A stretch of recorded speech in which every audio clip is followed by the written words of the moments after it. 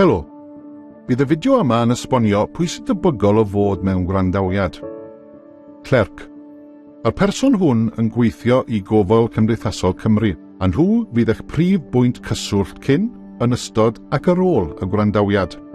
Rôl y clerc yw sicrhau bod y gwrandawiad yn rhedeg yn esmwyth. Efallai byddwch wedi derbyn e-byst neu lythyron ganddynt am y gwrandawiad. Y clerc bydd y person cyntaf a welwch chi ar ôl ymuno ar gwrandawiad ar Zoom. Cynghorydd cyfreithiol.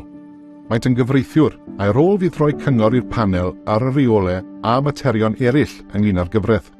Bydda'n gyda'r panel pan fydd angen iddynt siarad am yr achos yn breifat. 3 aelod o'r panel. 1 cadeirydd, 1 aelod lleug ac 1 aelod gofal cymdeithasol. Y cadeirydd sy'n arwain y gwrandawiad a thrafodaethau preifat y panel. Pan roddi'r penderfyniadau yn y gwrandawiad, bydd y cadeirydd yn darllen allan y penderfyniad ar resymau'r panel yn uchel. Mae'r cadeirydd bob amser yn aelod lleug. Nid oes gan aelod lleug unrhyw gefndir proffesiynol mewn gofal cymdeithasol, ond fe all fod yn ddefnyddiwr gofal a chymorth. Bydd gan aelod gofal cymdeithasol brofiad a chefndir proffesiynol mewn gofal cymdeithasol, ac efallai fod wedi cyfrestru gyda ni. Byddant yn helpu'r ddau aelod lleug gyda chyfeiriadau a gweithdrefnau gofal cymdeithasol a grebyllwyd yn y gwrandawiad, sy'n debygol o fod yn angyfarwydd iddynt, a byddant yn gallu gofyn cwestiynau penodol yn ymwneud â gofal cymdeithasol i helpu'r panel i ddeall y dystiolaeth a dod i benderfyniad. Cyflwynydd i gofal Cymdeithasol Cymru. Maen nhw'n gyfreithiwr a fydd yn cyflwyno'r achos i'r panel ar ran gofal Cymdeithasol Cymru.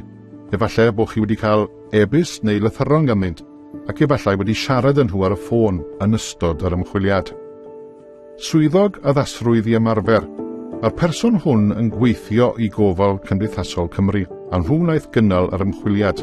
Fe fyddwch wedi derbyn e-byst neu lythyron ganddynt ac efallai wedi siarad yn nhw ar y ffôn yn ystod yr ymchwiliad. Efallai bydd cynghorydd meddygol hefyd, os oes tystiolaeth feddygol.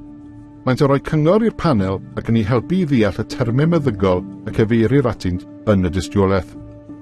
Os yw'n wrandawiad gyhoeddus, efallai bydd aelodau o'r cyhoedd yn arsylwi'r gwrandawiad, gan gynnwys efallai rhywun o'r wasg. Bydd y clerc yn dweud wrthych os oes unrhyw un o'r wasg yno.